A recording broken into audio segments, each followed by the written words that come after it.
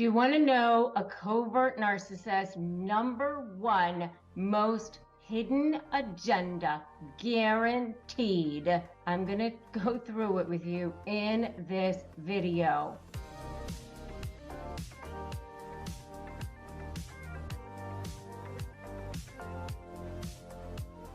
Hey there, I'm Rebecca Zung, and I am an attorney. I'm also a narcissist negotiation expert. And I have been there. I have been through it. I have helped many thousands of people through drama, trauma, and chaos to get to that land of freedom, the place where you want to be, where you can be free and have peace in your life. And I've written a couple of best-selling books, and I want to help you too. So if that sounds good to you, make sure you subscribe to this channel and hit that notification bell, because I'm here giving you free everything every single day. And if you subscribe and hit that notification bell, then you will get notified when I release new videos, which is every single day, because I'm giving it all away for free. Because instead of, plugging away case by case by case by case, I want to help millions of people at a time. That's why I'm here giving it away for free. And you know why? Let me just tell you. As an attorney, it's one thing, but on a personal level, it's a whole other thing. And I've dealt with narcissists on a personal level, not just in my family, but also as a business partner. And I've dealt with a covert narcissist, by the way. We had a covert narcissist in our family, but I also had a covert narcissistic business partner. So let me tell you, I know their #1 most hidden agenda, guaranteed. And it's not what you think. Most people think narcissists just want to win. And that is false. That is false. And that is why most negotiations fail. That is why most communications fail. It is not just to win. It is not even to look good. And it is not money. It is none of those things. It is none of those things, especially when it comes to a covert narcissist. With a covert narcissist, let me tell you, a covert narcissist is a totally different animal. Covert narcissists, they want to look good. It's different than a grandiose narcissist. A grandiose narcissist also wants to look good, but they'll tell everybody how good they are. A grandiose narcissist is the one that walks into the room and tells everybody how great they are. And, they're the ones that demand the best tables, that they'll tell you about all their accomplishments. They will tell you about all their top goals and all the things. The covert narcissist is much more stealth. They will be the ones that'll be like, oh, I don't want anything for myself. I just want to be a good person. I'm a humanitarian. I just want to make sure that I'm on the right path. They'll say they're spiritual, often present themselves as victims of life. Things haven't always gone their way. They show up as good people. It's only their targets. They're the people that they have targeted, the people who are close to them, who really see what's going on underneath, who really know the true covert narcissist. Because just below the surface is what's going on. They are seething. These are people who are jaded. These are people who haven't gotten what they want in life, who feel like the world owes them. Life hasn't been fair for them. These are the people who are like, that's just really great that you've gotten what you want. I don't ever get what I want, but these are the people who show up soon as somebody is sick, they're right there. They have to make it look like they're the good person. They've got these hidden agendas. They always make it look like they are just plausible deniability. Nothing can ever touch them. Whatever they end up doing that is not good, it never comes back to them. They're very, very stealth, very good at making it look like, oh, I didn't mean that. Oh, what are you talking about? So it's always sort of like inadvertent, like, what do you, that wasn't me, so it's very just under the radar, even though they're very, very calculated in what they did, very calculated. So their number one most hidden agenda is there's really no hidden agenda other than to make you squirm, to manipulate you, to just keep you under their control, to keep you squirming, to keep you feeling uncomfortable in some way, so that you feel they are supreme to you. You are inferior, but it's always just under the radar. Inferior. I wasn't trying to make you feel that way. What are you talking about? Where they'll say something like, oh, it's so great that you've lost all that weight. I mean, too bad about the stretch marks. What are you talking about? I gave you a compliment. I was just saying how great it is that you lost all the weight. I mean, that's what I meant. Of course, that's what I meant. How great it is that you lost all the weight. If I insulted you, oh, I certainly didn't mean that. Oh, I can't believe you took it that way. Oh, I didn't mean it anything. I certainly didn't mean anything by that other than I was so happy for you. It's just under the surface, just under the surface. So there's no agenda other than to keep you squirming, to keep you just under that rage surface, that competition surface, right? Just to keep your attention of I'm better than you in some way. If there's this passive aggression constantly happening, I'm going to just talk over you slightly. I'm going to constantly interrupt you. Oh, I didn't mean to interrupt you. What? I'm going to absolutely jump in to help. Oh, I'll do that. Absolutely. I didn't get to it. Oh, I didn't have time. Oh, and yes, they didn't do it, but they will absolutely take credit for doing the work. Absolutely, they will take credit. Why wouldn't they take credit? They were there the whole time. They helped you work on it the whole time. What are you talking about? They were supporting you the whole time. It's that low key competitive thing, and they are absolutely always going to be just below the surface rage, just below the surface, and then if you call them out on it, they act innocent, but they're not innocent at all. If they say they're going to pick something up at the store for you, they forget, and they constantly forget, but they didn't actually forget. And then if you call them out on it, I can't believe that you would accuse me. Oh my God. After all that I've done for you, I've been there for you every step of the way.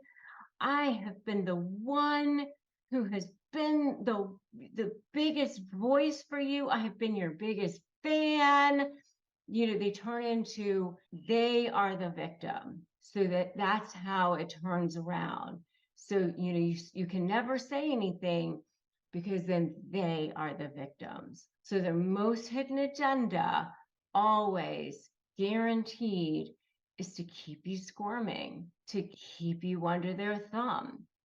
It's really no agenda. It's just to constantly make you insane, to keep you feeling like you're crazy because you can never quite pin them down. And if you try to tell people about it, no one will ever believe you because everyone else thinks that they are so nice. One thing is that they have a public persona that is so nice and so kind, and they're like humble and sometimes, charming and wonderful. And I know the ones that I dealt with, they were actually female, and a lot of times people don't even think that covert narcissists can be female, or narcissists at all can be female. I know for me, I thought narcissists were really misogynistic, boastful, bragging, the type that would come into a restaurant, demand the best tables, were treating women poorly, tell everybody how great they are. That's not necessarily what a narcissist is. Just because you say something good about yourself, that doesn't make you a narcissist, you know? A narcissist can be humble on the surface. This is a person who publicly can be wonderful, but privately is pure hell for the person who they're dealing with. And that is what a covert is, covertly. Only the people who are dealing with this person really knows what it's like. And that's why it is so awful to deal with them. That's one of the reasons why they're a covert narcissist. So that's the first thing. The second thing is that they're passive aggressive. What that means is that, they might say that they're going to pick something up for you from the store, because they're going there anyway. And they just accidentally forget your thing. Oh, I meant to get that. I forgot. Passive aggressive. They say that they're going to complete a task at work that is supposed to be for you, and it just doesn't ever get done. And then you have to kind of keep nagging them about it. That is passive aggressive. There's always this plausible deniability around them where they can kind of go, I thought I did that. Oh, I didn't mean that for you. That is always something that you're dealing with a covert narcissist. Number three is they use guilt a lot of times to manipulate people. It's okay. I'm fine. I'll just sit over here by myself. I've done so much for you. I go out of my way to do so many things for everybody else, but no one does anything for me. But that's all right. I'll just sit over here by myself, that kind of thing. So they use guilt to manipulate people to do things for them. So that's the third thing. Number four is that they are very easily slighted. So, you're constantly kind of tiptoeing around their emotions. You never really know how they're going to take something because they're very fragile. Just the slightest of things can make their feelings be hurt, or they're going to set them off. They're going to be upset about it, or they're going to feel like they're being criticized, or they're going to feel like they're being judged about something. So, you're constantly having to worry about how they're going to take something because they're extremely easily slighted. That's something that's very typical of a covert narcissist. Sometimes they're called the vulnerable narcissist because of that. If this is resonating with you guys so far, give me an amen in the comments. Let me know what you guys think. If you guys have seen this, give me examples of the kinds of things that you guys have seen with this, or people that you've seen that you've dealt with. I'd love to know what you all have seen and dealt with your covert narcissist so far. And by the way, if you are dealing with this, make sure that you are joined my free private Facebook group, Narcissist Negotiators with Rebecca Zung, because you do need to have the right kind of support. I have a sponsor on this channel, which is BetterHelp, and you can go to betterhelp.com/Rebecca Zung to get that help and support that you need as well. We receive commissions. It doesn't cost you any extra. We just want you to have help and support. Okay, so the last one is definitely the one that is always the case with covert narcissists. And that is that they always play the victim. Always poor me.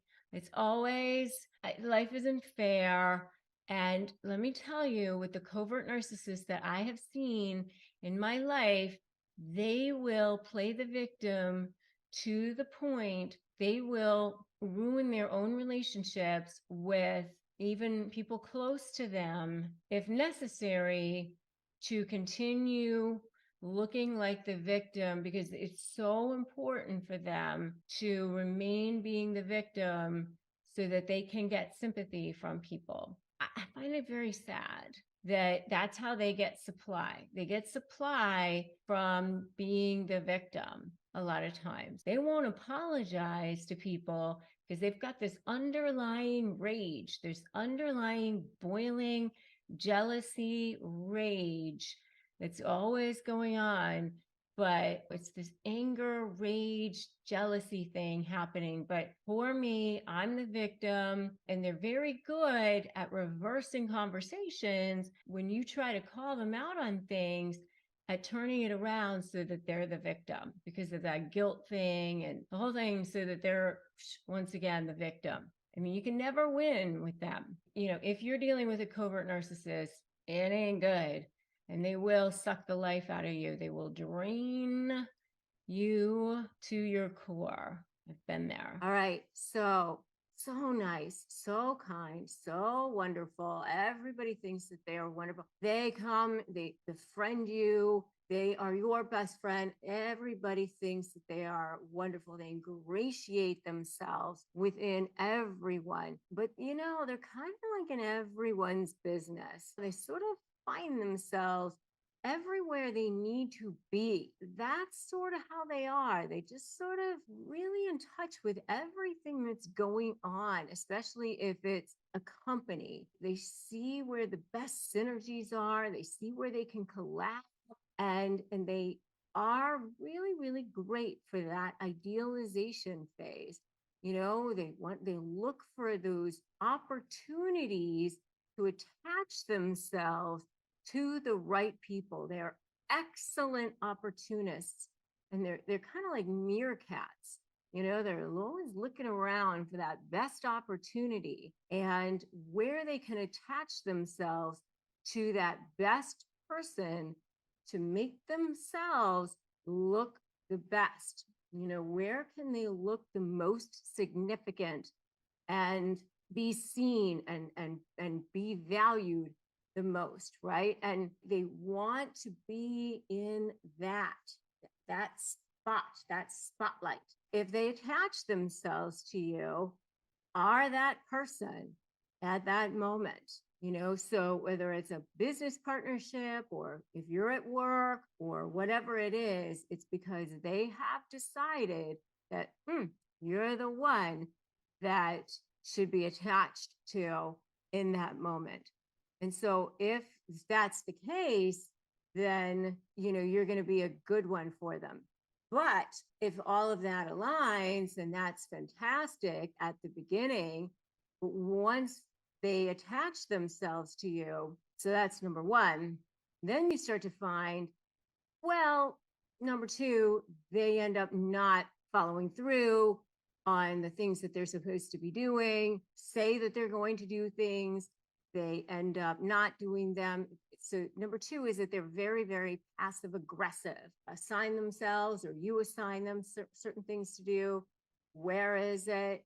You are kind of confused by it because they seem like they're going to be an amazing partner or somebody to be working with, and it's not happening. And they always have some sort of excuse for it, or they just don't respond to you at all. But, they've always got some sort of family issue, some sort of family emergency, some sort of something going on. And you start to feel during this time that underlying sort of competition coming on. Now you're starting to feel that, and you're starting to feel that they're sort of triangulating, right? So number three is that's when you're starting to feel that sort of competition going on.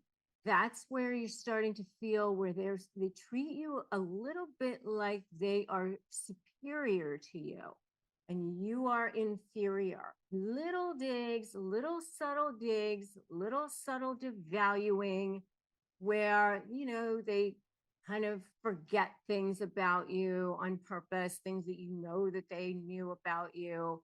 They kind of put themselves in superior positions. If there's an opportunity, all of a sudden they left you off of it. Oh, inadvertently.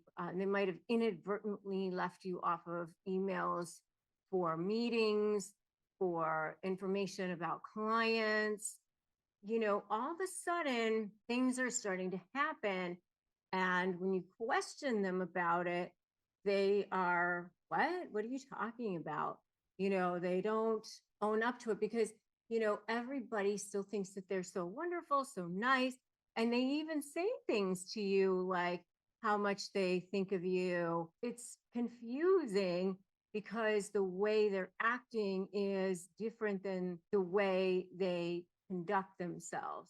And so you're starting to feel confused about this underlying thing that's happening, the passive aggressive behavior, this underlying competition, things that they're forgetting, and the way they still seem like they're your friend, or they still seem like they're supposed to be sort of on your side. Then the next thing is they start setting themselves up as sort of they're friends with all sorts of other people, and that they have stronger sort of relationships with other people. They start setting themselves up as they are the go-to person. They are the go-to person within the relationship with you, so that you are kind of the secondary person in the relationship. And because they want people to sort of see that you are now kind of wronging them in some way, that you are now sort of the bad person. They want to sort of set themselves up as kind of the victim of you if anything ever happens. They want to make sure that they've kind of got these third parties aligned with them.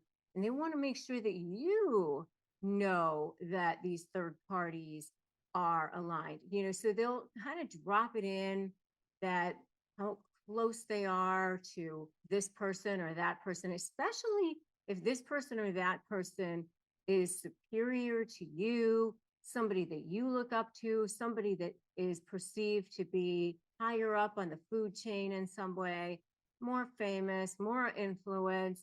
Whatever it is, it doesn't have to be even within the same company, but they want to make sure that whoever this person is, it's whether it's the illusion of influence or whatever it is, that you know that they know, or whatever it is, that there's this perceived feeling that if there was ever a fracture between you and them, that they're going to be absorbed into the higher level of society as they see it, and you're going to be left out in the cold. That's what they kind of want to make sure that you feel. That's the next one. The next one is you start to see some maybe even potential situations where they start treating you almost as a subordinate. Now they're starting to give you tasks to do where you are kind of becoming, where you're doing things for them. They might even say things to you in public or in front of others that make people think that you're their subordinate in some way. They might put something out on social media or something that kind of makes people believe this, even if it's not true, or they treat you like this in some way. If this is resonating with you in any way, I'd love to know that you've seen it, or put totally in the comments, or put I've seen it in the comments, or something that you guys have seen so far. Because I know for me, it was very similar to this. And I know for me, I even started to see some unethical behavior at this point. I was taken aback And if you actually say something to them at this point about behavior that is, potentially unethical or not above board, or you try to call them out on whatever it is that they're doing, they are really, they turn it around like it is such a huge, oh my gosh, I can't believe you would question me. Then they become the victim. They reverse it so that they become the victim and you are now comforting them. The next thing is that they will pretend like they didn't know that you were trying to either take time off or that you were trying to not be scheduled on a certain day or do something like that. They'll start to try to sabotage you. So they might even like tell clients or people like that, oh, they don't know where you are, make it seem like you just didn't show up, or make you come in on those days, make you work on those days, that sort of thing. The next thing is that if something good happens with you, and this is the last one, number 7, is that they will absolutely not be happy for you whatsoever. I mean, they'll be like, oh, great for you. Congratulations. I mean, they'll try to muster it, if they're trying to still hide it, but you'll be able to start to tell that they're not actually happy for you. And by the way, this is still, all if they're still with you, still working with you. But I just want to add sort of like a PS to this. If you decide that you're no longer for them, and now you're against them, or now you're actually pulling away and they know it, this is when gloves off, mask off when it comes to a covert narcissist. This is when they just absolutely go insane, removing your access, doing things. This is when you start to see a side of them where you think, oh, what happened to the nice one? Wow. They'll start sending you really nasty emails, being just absolutely horrible.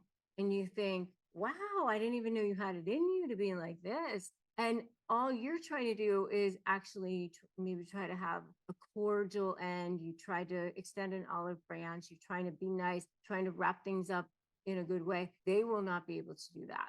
I'll tell you that right now. And by this time, you will have had all the energy sucked out of you. You will be a shell of yourself having dealt with them.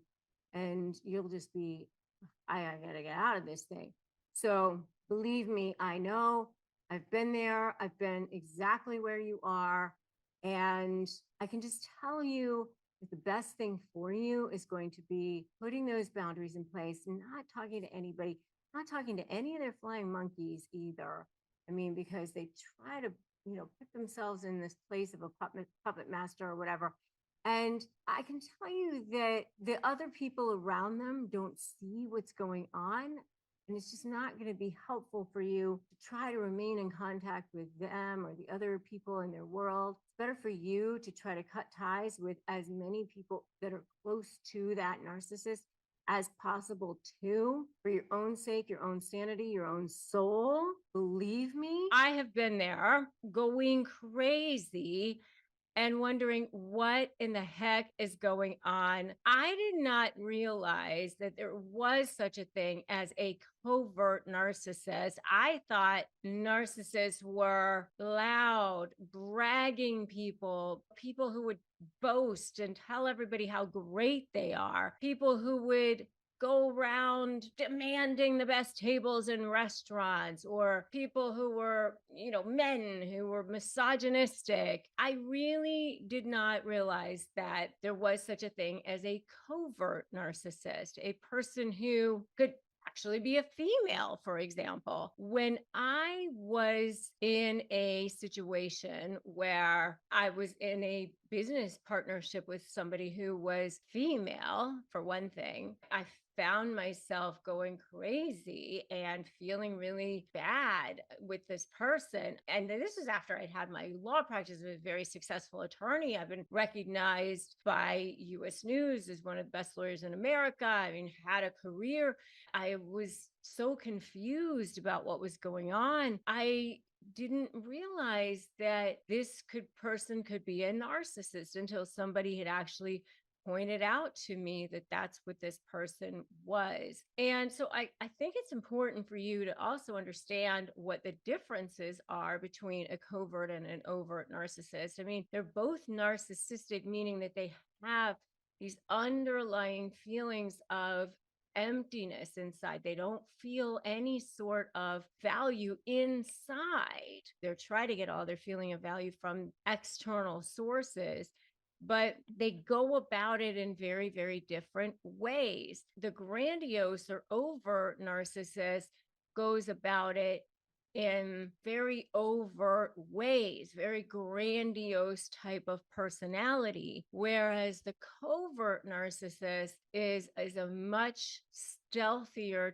type of narcissist. They try to avoid that spotlight, and unless it's kind of a stealth sort of a way. They kind of go about things in a more of a passive aggressive kind of a way. They're a little bit more introverted, and they don't have that brash sort of personality that you generally tend to see with an overt narcissist. And they don't want to risk any sort of public humiliation. It's more of a victim-y sort of personality. And that's what you sort of see with a covert narcissist. I mean, I remember thinking, oh, I don't think this person is a narcissist. I think they're just really, really insecure, which is true. So number one thing that you're going to see with a covert narcissist is you're going to see this as a person who is very passive aggressive. You know, they're going to criticize from the sidelines. They're going to judge from the sidelines, but they're more passive aggressive, meaning they'll maybe agree to do things. They're agreeable from outside, but they're criticizing on the inside. Like, everybody thinks that they're super nice. They smile a lot. Oh, yes, absolutely, I will do that thing.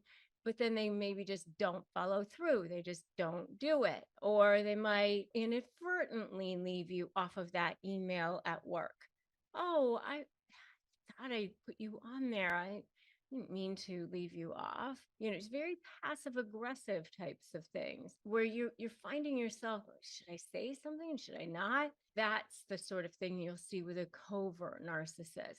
Not overt in your face, covert. Second thing that you're going to see with them is that they're very condescending. They act superior.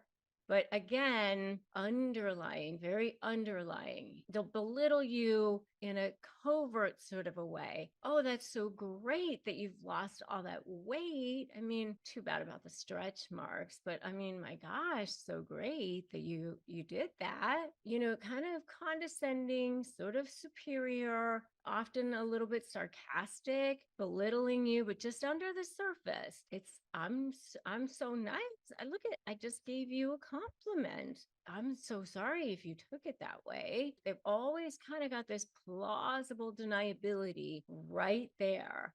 They're very good at just skimming that surface of being able to deny that they did anything wrong right there. The next thing is they're very, very threatened by direct questioning or direct honesty. I know that I've been in situations like this with covert narcissists. And, you know, when you go directly to them and you ask them pointed questions about something that, why didn't you do this? Or what's going on with this? That's when they become like the victim. Oh my gosh, I can't believe that you would question me, and they might start crying if they're a female. This is when it becomes about them, and they become, I can't believe you question my honesty or something like that. They're very, very threatened when you start directly questioning them on anything. The next thing is they swing very much between, with the person that they idealize, they swing very much between, like, they think this person is fantastic, and then they also are putting this person down. It's like they think the person is ideal and they put them on a pedestal, but then they also are devaluing them in some way. And it's very, very, very confusing. Clearly, number 5, their public image is totally different than the person that they are behind closed doors. Person that they want everybody to see is oftentimes a humanitarian. They're the first person to show up when somebody is sick. They're the first person that shows up at the hospital, or they send the baskets. They make sure that their public image is absolutely pristine. Many times these people are clergy, they're doctors, they're nurses, they're attorneys. They're very good people. The majority of the people see them as that person. Many times, the only person who knows them to be this covert narcissist is their target, or just the few people that they target. It's definitely quite different. The next thing is that they often are quite unreasonable with what their expectations are of people, especially their people that they target, whoever it is their person is. That's number 6. Number 7 is that whatever your issues are become their reason for being a victim. For example, they didn't do something that they were supposed to do. And so you question them about that. Well, then that becomes their drama about it. They had a funeral, they had a this, they had a that. And now it's whatever it is, it's much, much bigger. And then the fact that you attack them about it, it makes you the bad person. And then you end up basically apologizing to them. And so your issue never even gets addressed. And in fact, you feel bad about it. The next thing is number 8 is that they use other people's vulnerabilities. I'm trying not to use certain situations that I know so well in my life, because I don't want the narcissist in my life to come knocking on my door again. But so, for example, if they see that that somebody is sick, they will go show up to that situation and make sure that they are seen doing all the things that they need to be seen doing in that situation. But if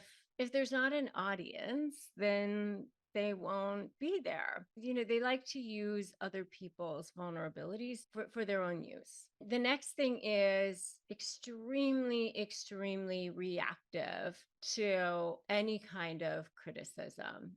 Highly, highly easily slighted, highly easily reactive to criticism. They cannot take any sort of criticism whatsoever.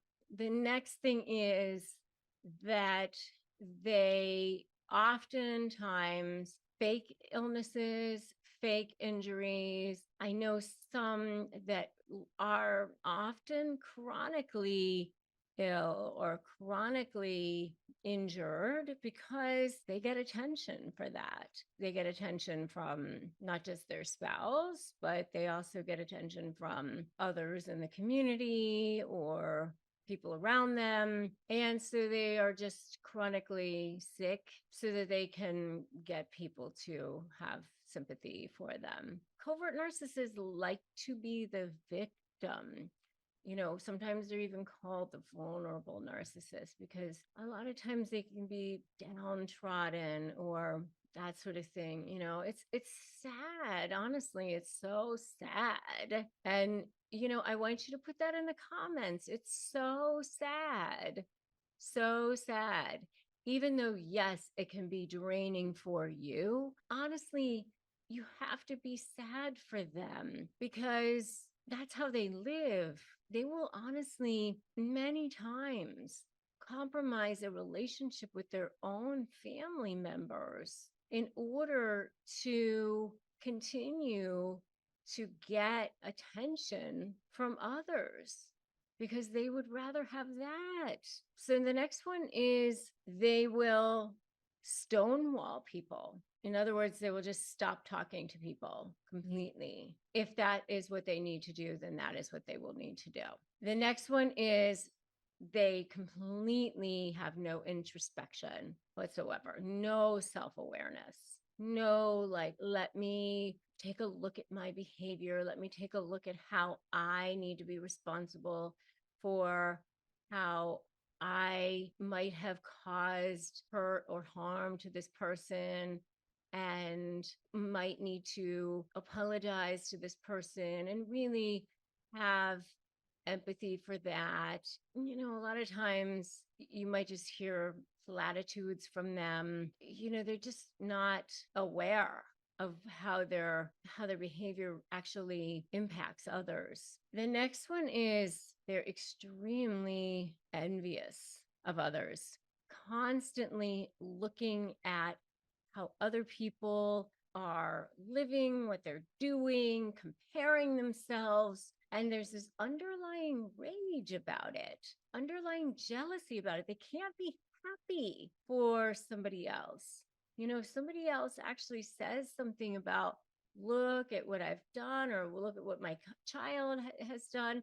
Oh, that's just great. That's great for you. They really can almost barely choke out a congratulations for them that's actually sincere. They really can't be happy for someone else. The next thing is that they often gossip. They often triangulate. They even often pit people against each other. They'll say things about this one to that one, and they'll say this one said this thing about that one so that they can get people to not like each other because they really want both of those people to rely on him or her. They want to be the center of everything, and they don't want those two people to be friends with each other.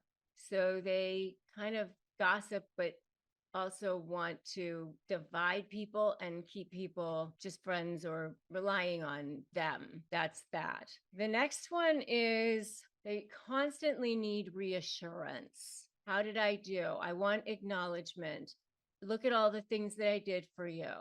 You need to tell me how great I did. That's the next one. The next one is that they fixate on others. They fixate on other people and what they might have done to them, or their misfortunes, or they almost get like obsessed with other people and what's going on with them. This goes back to that comparison thing too. They're just so wrapped up in what's going on with other people and what's going on with this person, that sort of thing. It's just, it's exhausting. The next one is that they change with whoever it is that they're around. And because they're constantly working hard to flatter or fawn, to win favor, or to be with whoever the next person is that they're going to win favor with and get the best supply around. It's always this game to see who they're going to get the next best supply around. And so that it's this chameleon like behavior to sort of fawn or be flattered by, and working the room almost in a way, but trying to stay kind of stealth, and because they don't want to get too much attention, they're trying to stay humble. They don't want to be the center of attention because they don't want to make it look like they're bragging. And so that's sort of the next one. The next one after that is that they gaslight you. They gaslight you constantly. All narcissists gaslight, but covert narcissists really love to gaslight. They rewrite history to whatever version they want to rewrite history on. And they constantly try to make you think that you're crazy. We talked about that and you agreed, or they'll take pieces of conversations and work them in and conveniently try to make it seem like that was the version that was discussed, even though many times they know what was actually discussed, or they know what was the intent, or they know how things are supposed to be, but they almost purposely twist things just to make you crazy, just to have a conversation a certain way. It's a very exhausting way to live, but it's a gaslighting where it's a rewriting of history just to make you think that you're crazy, or rewriting of facts just to make you think you're crazy. The next one is an exaggerated sense of entitlement. They don't feel like things should apply to them. They feel superior. They feel like they should have a better situation than they do, or, the rules shouldn't apply to them. The situation shouldn't apply to them. Why does this one have that one and I don't? But yet they don't want to have to say it out loud. It's just sort of under the surface. You might know that this is how they feel, but the rest of the world doesn't know that that's how they feel. It's a smiling. It's like nothing is ever good enough for them. You can never satisfy them because nothing is ever good enough for them. The next one is that in some ways they admire the grandiose narcissist. They admire how the grandiose narcissist is so brash, is so confident, is just out there, because they kind of want to be like that themselves. They attach themselves to people who they think are going to make them look more special through association. So they're always looking to see who they can attach themselves to make themselves appear more prestigious just by association. That's number 20. We're almost there. And the last one, 21, is they love to use guilt and shame to control you and to punish you. That's what they love to do. They want to make you squirm, but through guilt, through shame. Oh, I can't believe you're doing this. I can't believe you're leaving me here. It's okay. I'll be okay. I'm over here by myself. That's all right. I'll be fine. That sort of thing. Guilt, shame to control you, to punish you. And this whole video is on phrases that a narcissist uses to lower your self-esteem. And by the way, I have phrases to disarm narcissists, which you can check out and grab for yourself. And you can get those at disarmthenarc.com, and use those to help yourself in emails, text messages, and even conversations. So let's talk about how covert narcissists subtly, very stealthily, and I think they're the worst ones when it comes to this, because in a lot of ways, the most dangerous, because nobody else can see it. Death by 1,000 cuts come at you in the worst way, lower your self-esteem. I've dealt with them. So this is why I'm like, ugh, it's so painful. The reason why they're the worst ones is because when you go to tell people about it, people are like, I don't know, that doesn't seem so bad. Or maybe you're misunderstanding, or they seem so nice, or I think that you're misreading it. I think that maybe you're overblowing it, because they're really kind people. They're so wonderful. Most of the time when you go to tell people about it, they don't see it, or it doesn't seem that bad, because it's little tiny things that add up, and they end up driving you crazy, just a little bit at a time. And so the kinds of things that a covert narcissist will do to lower your self-esteem, they're not going to openly say, "Hey, you are a piece of crap." They don't say it like that.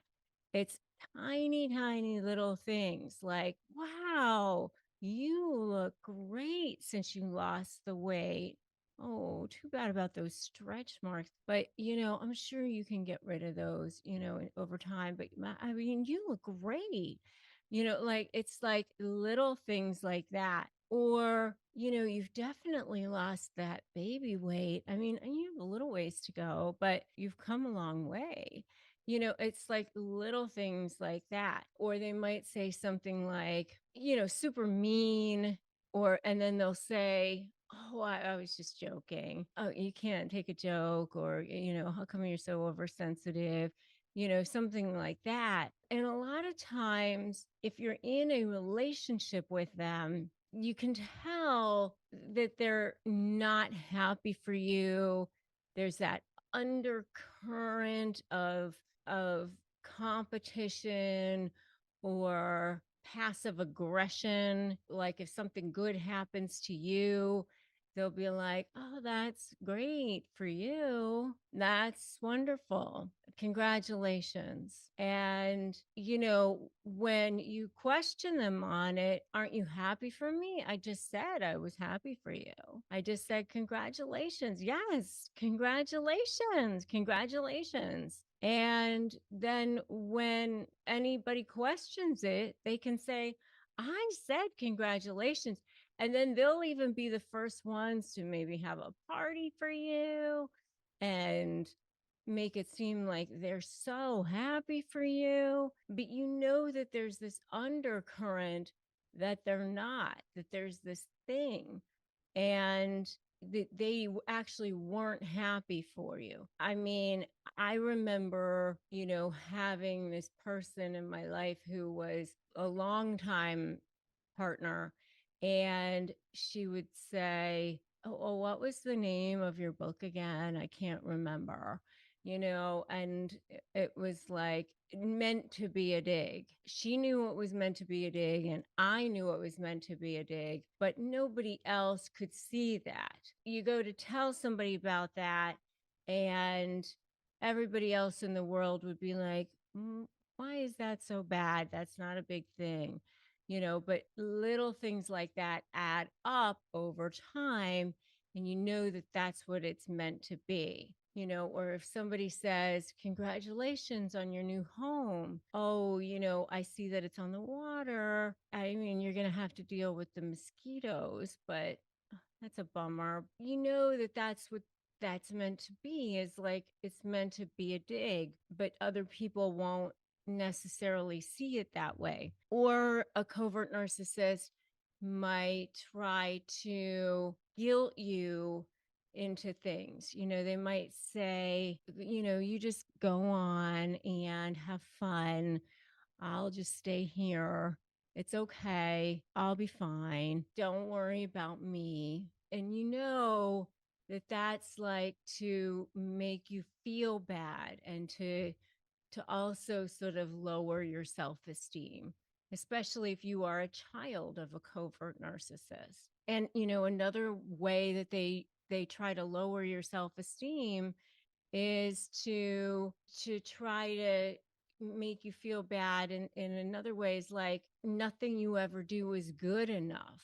You're trying to make them happy, and you're trying to say fulfill what it is that they want. And they'll be like, "Yeah, that's good. Thank you." you know and you can just tell that no matter what you do, it's never quite measuring up. You're never going to get there. They'll never say, "Great job. Thank you. You're amazing. You're wonderful." They'll always sort of make you feel like, you're falling short. You're just, "Yeah, that was good. But I mean, you could have done better, but okay. things. So just to try to keep you feeling like you're never quite good enough, or I gave you so much. I give you so much, and you don't ever really give back to me. You don't really show me enough. They might pull that one too. I give you everything. You don't ever do anything for me. So they always feel like whatever it is that you're doing doesn't measure up, doesn't pull enough weight for them, so that you always feel like you're falling short for them, so that they're kind of turning themselves into the victim no matter what you do. So that's another thing that they do. And by the way, if you've seen any of this, give me an amen in the comments. I'd love to know if you agree with me in this so far. So, and they're really, really good at what I call plausible deniability, clean hands. The covert narcissists are the best at this, so that no one can touch them. Meaning, when you go to tell people what they've done, they can always be wide-eyed and innocent and be like, what are you talking about? I didn't do anything wrong. I was simply just giving them a compliment. What? How can they have taken that badly? I said that she had lost the weight. She took that badly. I was just saying how great she looked. Oh my gosh. Like that. And they literally are like, what? So they have this like whole plausible deniability thing. And again, they become this victim, clean hands, so they're very good at keeping themselves clean as much as possible. Another thing that they'll do is give people a gift that the target knows is some sort of a put down, or it's some kind of a sale item, or some sort of a clearance rack, something, I don't know, something that the target knows is meant to be a message of some sort, but everybody else thinks, oh my goodness, this person gave them a gift, how nice. But the target knows that it was meant to be some sort of a message, some sort of a put down, or it might be even like a third party message, like a way to triangulate in some way. But everybody else is like, oh look, they gave a gift, how nice. So that's the kind of thing that they'll do as well. It's very, very stealth, very, very manipulative, always with an agenda, always, of course. Because with narcissists, there's always some sort of an agenda. They want to make sure somebody's watching. There's some sort of reason for what it is that they're doing, right? They always want to be able to keep that level of control, keep that level of that power dynamic, so that you are sort of feeling that kind of squeeze from them, but in a very, very targeted way. They're much stealthier about it than the grandiose. The grandiose come on super strong. I think more of that bull in a china shop way, and not as smart about it in a lot of ways than the covert narcissist. If you're dealing with a covert narcissist, you definitely do want some level of support, because I know when I was dealing with a covert narcissist, I felt like I was going crazy. It was one of the most horrible times in my life. And so if you are dealing with a covert narcissist, definitely get support, definitely get the help that you need. It's going to take some time to get that turned around. I say step one, don't run. Step two, make a U-turn. And then step three, break free. You're turning this ship around And it takes time.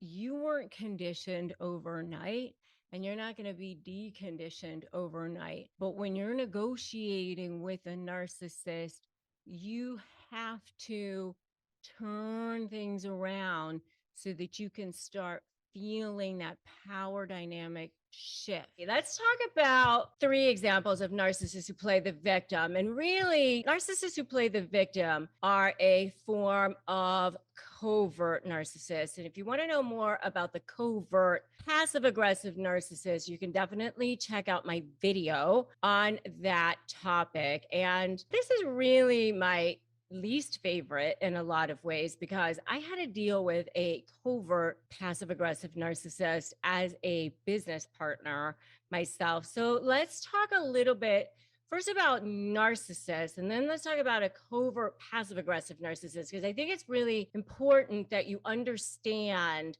what we're talking about before we talk about these types of narcissists who play the victim. Okay, so a narcissist is a person who has no inner sense of value. This is a person who is really the most insecure person on the planet, of course. They have no inner sense of value. And because of that, I kind of liken it to a person who's like literally starving. They're starving for attention. They just need so much to have love and all of that. But it's almost like those receptors have closed in a way. It's like if a cell has receptors or something, it's like there's a damage that has been done and nothing can really go inside anymore. So it's not like you can love them and it'll go and penetrate. It's like they're starving, but you can't feed them. It's like this black hole in a way, but yet they're starving. They feel like they have to grab food wherever they can. And this food that they're trying to grab is what we call narcissistic supply. And they're trying to feed their ego with it all the time. Feed, feed, feed, feed, feed. They're going to try to feed it with external stuff, and it's going to either come in the form of what I call quote unquote good things, which is kind of the external things that you see, like adulation, compliments, money, prestigious friends, prestigious jobs, all the things that you necessarily see.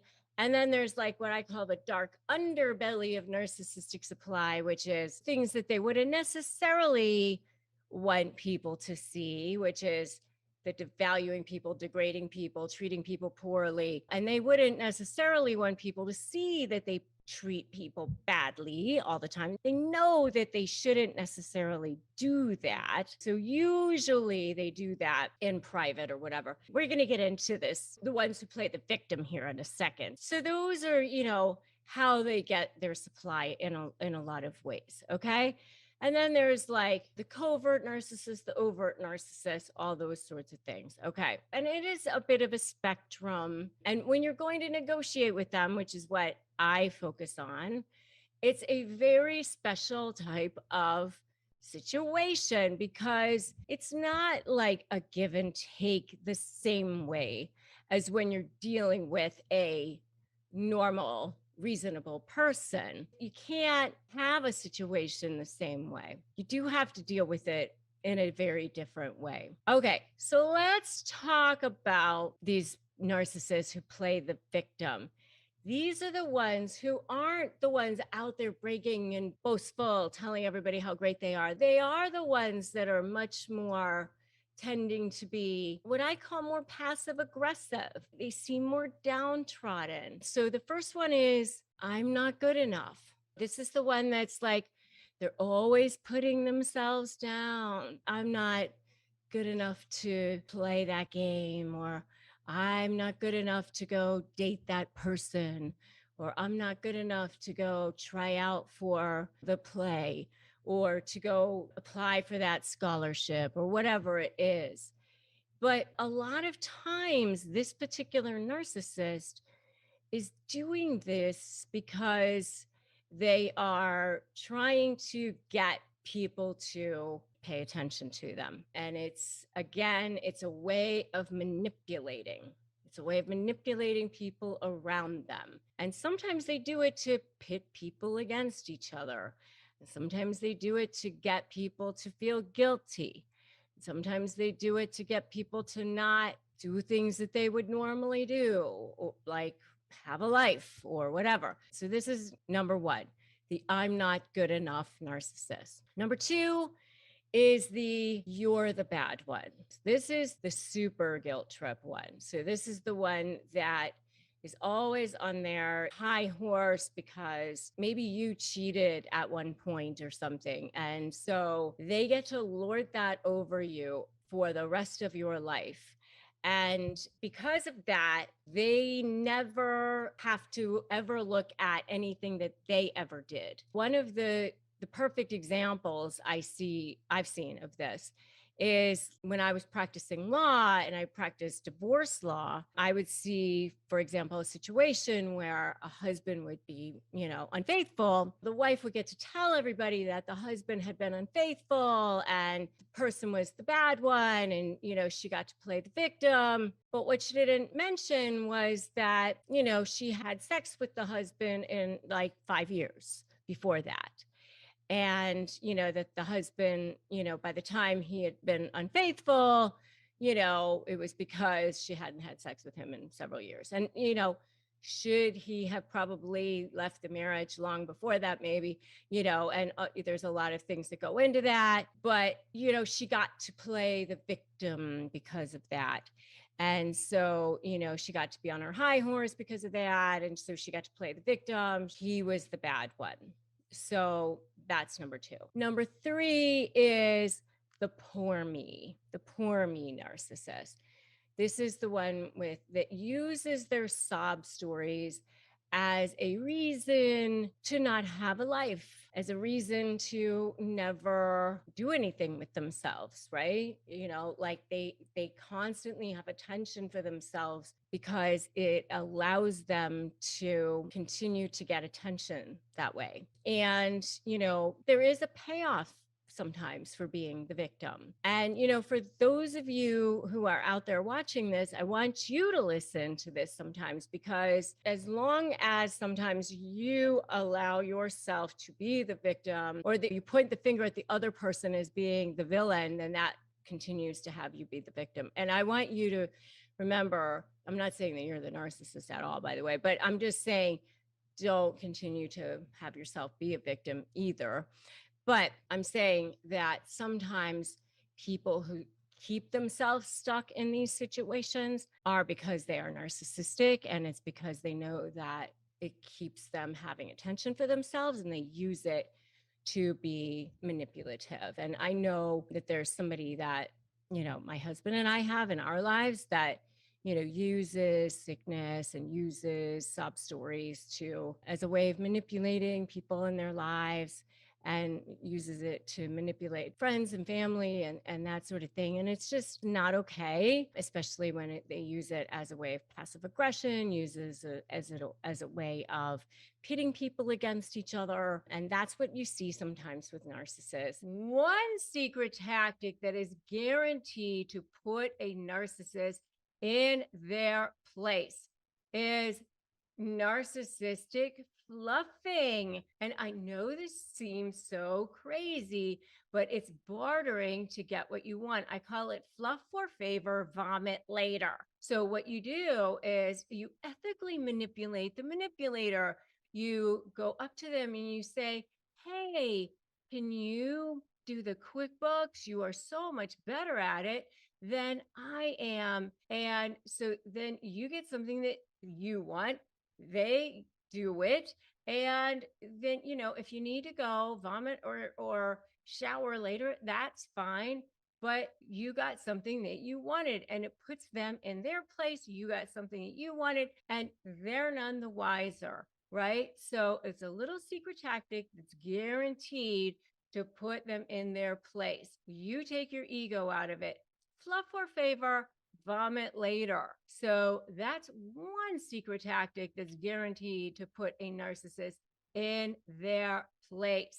Another secret tactic to put a narcissist in their place, it's a great way to gather leverage against them is to keep them talking. They have no idea what you're doing.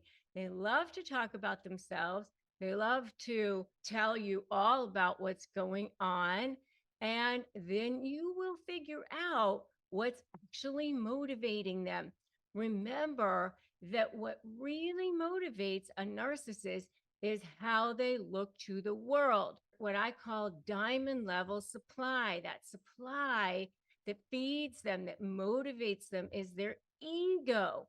So it could be that new girlfriend or that the employees that they work with, whoever it is that makes them, that beefs up their ego the most in the world. It could be those A-level people that are around them, right? Whoever it is that's motivating, that's driving them, keep them talking, because they will tell you what's motivating them. They cannot help themselves. And that will help you in the long run. Okay? Keep them talking, find out what's motivating them. That will help you. That will help you put them in their place. Next, the next secret tactic to guarantee to put them in their place is get them to respond to you in writing as much as possible. They always lie, they always contradict themselves, and then that becomes fantastic leverage for you. If you keep track of all of that, then you will be able to put it all together and use that against them as leverage. They will never believe that you actually took the time to put all of that together. Now, remember to use one form of writing as much as possible with them, because if you use text or if you use all these different forms of email or all these different forms of other types of writing, they will use all these different ways to make your life miserable. They're DMing you in your Instagram, in all these different forms, and it drives you absolutely crazy. And on top of that, if you end up having to go to trial with them, you're trying to remember, where was that? Where did that come in? Did that come in through my Facebook messaging? Did that come in through my Instagram messaging? Where did that come in from? And you don't want to have to deal with all of that, and you don't want to have to try to remember that. So you want to try to keep your writing in one form as much as possible. And you really should have it be email if possible. Really should be email if possible, because if it's email, then you have a time and date stamp. It's something that's provable, and it's the least likely to be manipulated down the road. When it becomes a trial exhibit, they're much more difficult to be entered into as evidence, because when you go to use them as trial exhibits, they want the entire conversation usually. And so texts are not usually great for trial exhibits. You usually need to have an entire conversation. And that's why email serves as a better form of writing. And I really do recommend that when you're talking to narcissists, because they will lie. They literally will say something and then completely contradict themselves in just one conversation later. They will say, I don't want to have to be in this job anymore, whatever they say. And then 10 minutes later, they'll say, I never said that, as if you are dealing with an insane person. So as much as possible, you want to have them be in conversation with you in writing. And a lot of this, by the way, is in my Slay program. But one of the ways that you can really start to gather all of this is by using my Crush My Negotiation Prep Worksheet. It's a 15-page ebook, which you can definitely get at winmynegotiation.com and get that free ebook and get started with that. If it's everything all in one place. So go get that to get started.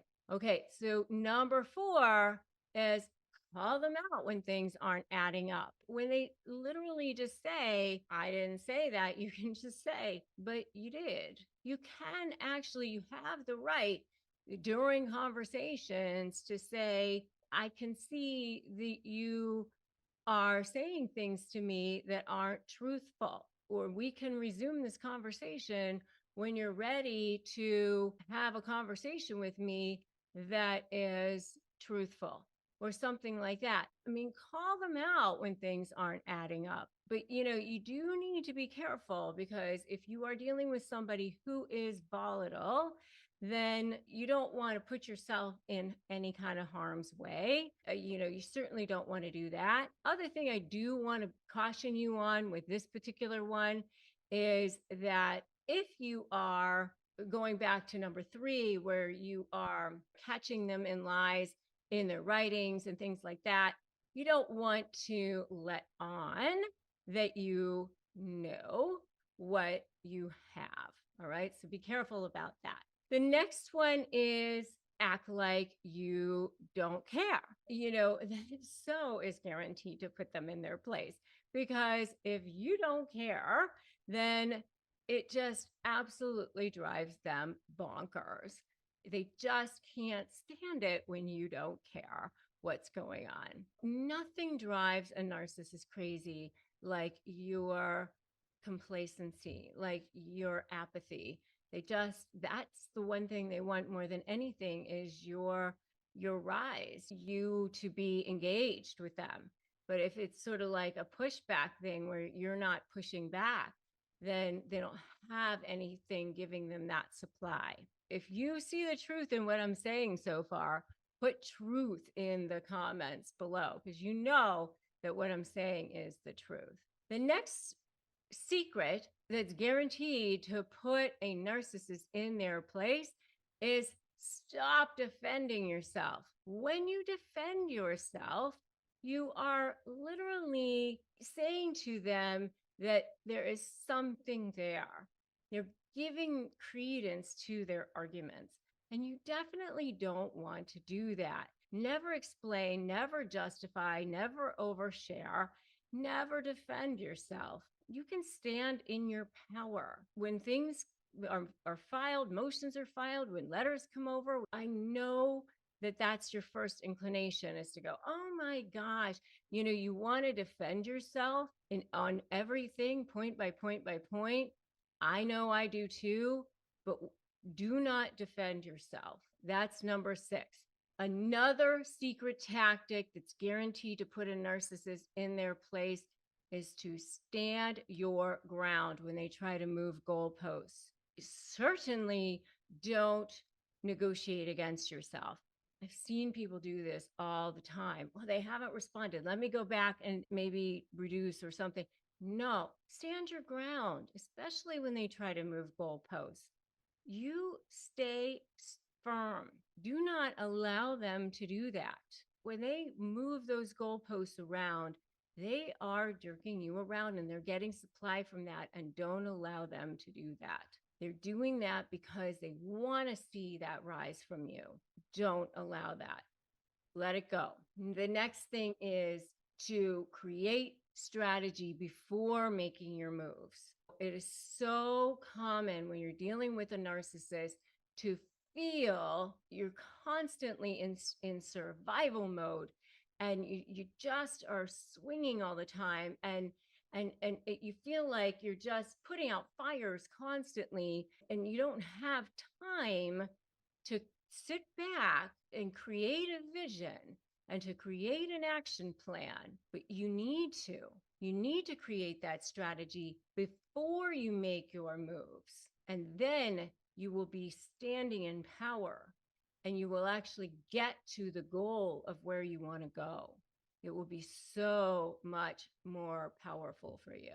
The next thing is to create invincible leverage. Going back to what I said in number 3, which is where I started to create the foundation for this, is to create an almost like an invisible fence around that narcissist. Once that fence becomes visible, it's almost like turning on the light and they realize, oh my goodness, I'm cornered. It'll be so much more powerful for you.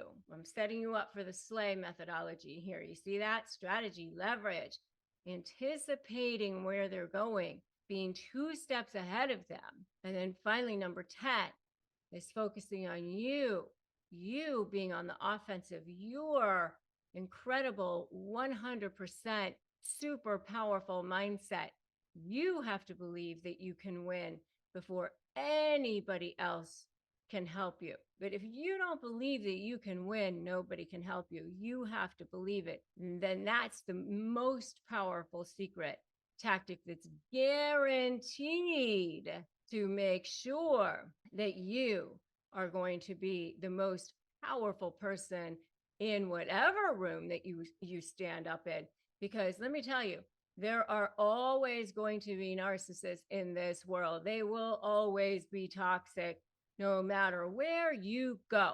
But if you focus on your powerful mindset and how strong you are, that's kryptonite to narcissists, right? You need outrageous methods for taming those covert narcissists because I think they're the most dangerous ones. They're the stealthiest kind of narcissists. They're the ones that everybody else thinks are the nice ones, the kind ones, the sweet ones, the humble ones, the humanitarians. Everybody else thinks they're wonderful. If I had $1 for every time somebody would say to me, oh my goodness, she's so nice, she's so wonderful, she's so amazing, for the 2 covert narcissists that were in my life, I'd be, a bazillionaire by now. Seriously, you just want to think that you're crazy. You think that you're crazy because everybody else thinks they are like the most insanely wonderful people on the planet. And that's why you don't want to tell anybody about it, because you start to feel like if I tell anybody about these people, no one's going to believe me. No one's going to be on my side. No one's going to support me in this. Everyone's going to think I'm a terrible person. Everyone's going to think I'm the bad one. Everyone's going to think I'm the not likable one. There must be something wrong with me because obviously I don't get along with this person, or I'm the one that this person went after, or maybe I just don't see it. It just goes on and on and on. And when it comes to these covert narcissists, it's just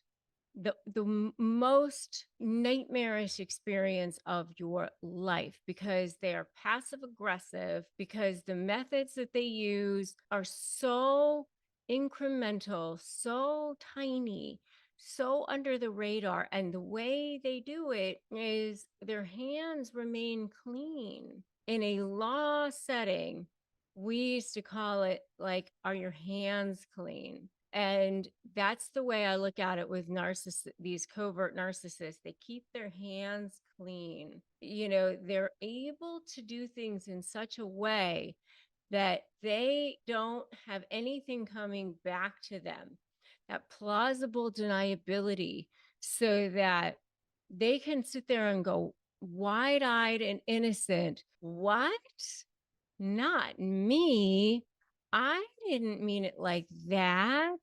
Or how could you accuse me of such a thing? I certainly always have your best interests at heart. I love you and I support you, and so you just cannot ever feel like you can attack them, because they become the victim, because they make you feel guilty, because no one will believe you. And so you have to protect yourself in every possible way. I mean, when it comes to these people, it's just insanity. I mean, if I told you the stories of the things that I dealt with these people, you wouldn't even believe it. And so I know what it's like to deal with them. I do know. And I had to get myself out of these situations before I even had access to information like mine, videos that are out there, like you guys have access to. You guys have so many more resources now available to you than I ever did. When somebody first mentioned to me that I was dealing with a covert narcissist or covert passive aggressive narcissist, the number of resources available on that was so skinny, so thin, that I was so desperate and hungry for information. But now you guys have a lot more available to you. So that is something to definitely be grateful for. And you have access to support, which is also something to be very, very grateful for as well, because you know that you're not the crazy one. You know that it's them and not you, which is also something to be grateful for and feel very blessed about. And you do need to have support. And by the way, if you need additional support, definitely join my free private Facebook group. And if you need additional help, get my free phrases for disarming narcissists, which you can get at disarmthenarc.com. Disarmthenarc.com. Get those for sure. And if you need support in dealing with them and you don't have access to your own therapist, we have a sponsor here on this channel, which is BetterHelp. And you can go to betterhelp.com/Rebecca Zung and get that help and support that you need. We receive commissions on that. It doesn't cost you any extra, but we just want you to have access to help and support that you need. Okay. So, number one, be indifferent to them. Be indifferent to them. That is one of the most, it seems outrageous, but just absolutely almost like your eyes are glazing over. I mean, yes, go no contact, of course, but if you have to be in contact with them, which there are times that you do, it's almost like you are a pod or a Stepford wife or a robot, if you're a man. You just like, oh yeah, hello. Uh-huh. I see you there. Yep. Nice to see you again. Great.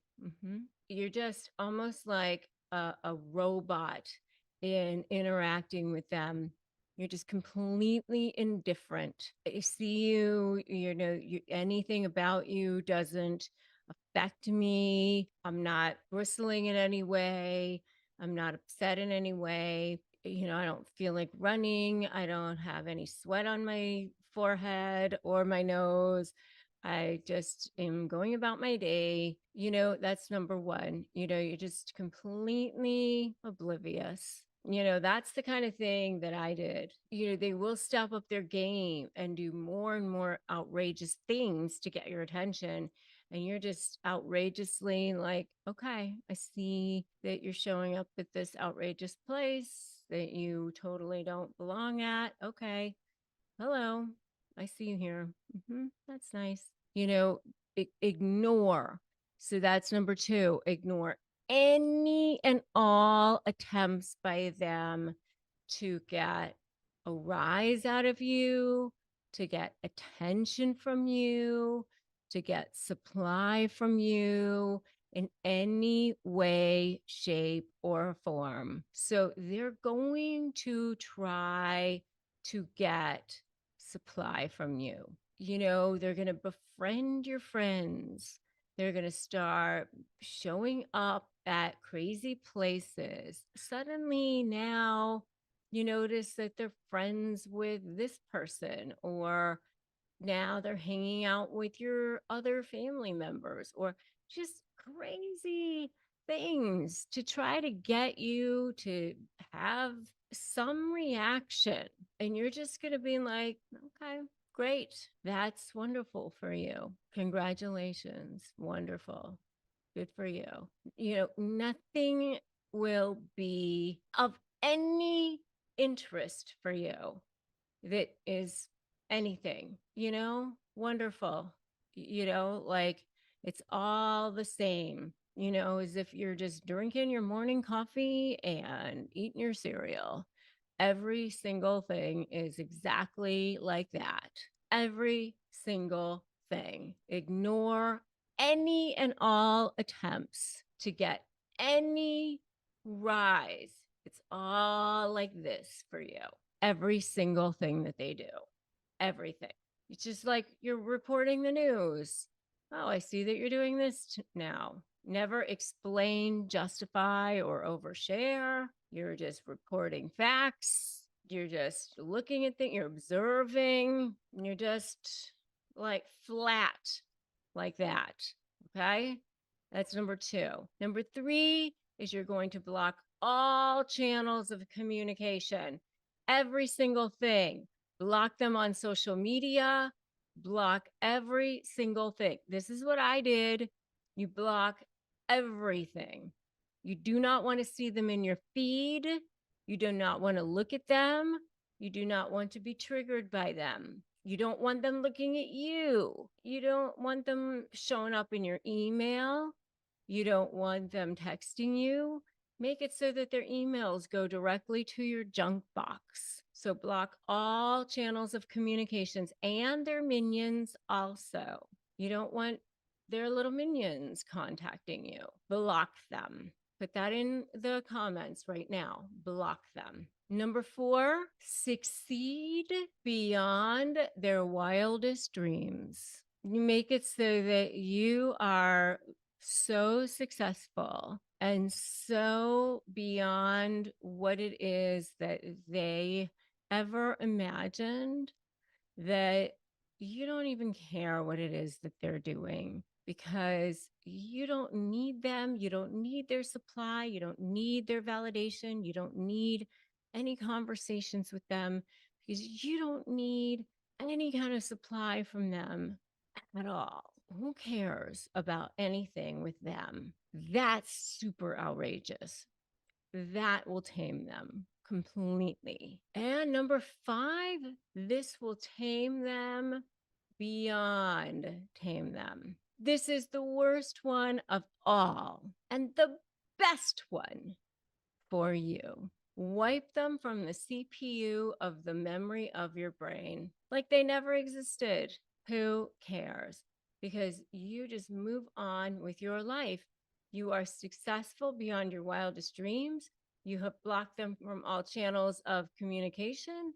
You have completely, your value and worth. You know who you are. That is the most outrageous method for taming a covert narcissist. And that is the most outrageous method for yourself. And that is how you truly break free. That's the best. Now, how do you do that? How do you really move on from a narcissist, right? That's the true question. That's like the big question.